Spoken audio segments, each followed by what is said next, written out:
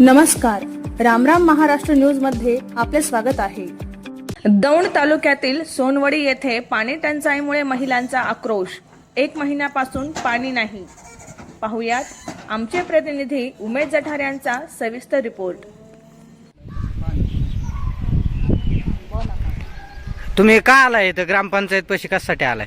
कशासाठी आलोय? महिना झालं पाणी आमच्याकडे येतच नाही आणि त्याशिवाय आम्ही ग्रामपंचायत मध्ये यावं तर इथं कुणीच नसतं। प्रत्येक टायमाला माघारी गेलेलो आहे आम्ही इथं आणि आता हे हांडे घेऊन आलेलो इथं। आम्ही कुठं जायचं पाण्यासाठी? बघा लोकांना, सर्वसामान्य लोकांची इतकी मोठी अडचण आहे। पाणी हा शिल्लक गोष्ट विषय। नदीच्या कडेच आमचं गाव आहे सोनवडी गाव। गावात 2 ग्रामपंचायतच्या 3 विहिरीत, तरी पण लोकांना पाणी भेटत नाही। महिना झालं लोक म्हणतात पाणी नाही। ह्या लोकांनी जायचं कोणाकडे? इथं ग्रामपंचायत मध्ये आले तर ग्रामपंचायत मध्ये सरपंच सुद्धा नाहीये, ग्रामसेवक सुद्धा नाहीये, कुणीच नाहीये। भाऊसाहेब तर ग्रामपंचायत मध्ये येत सुद्धा नाहीये।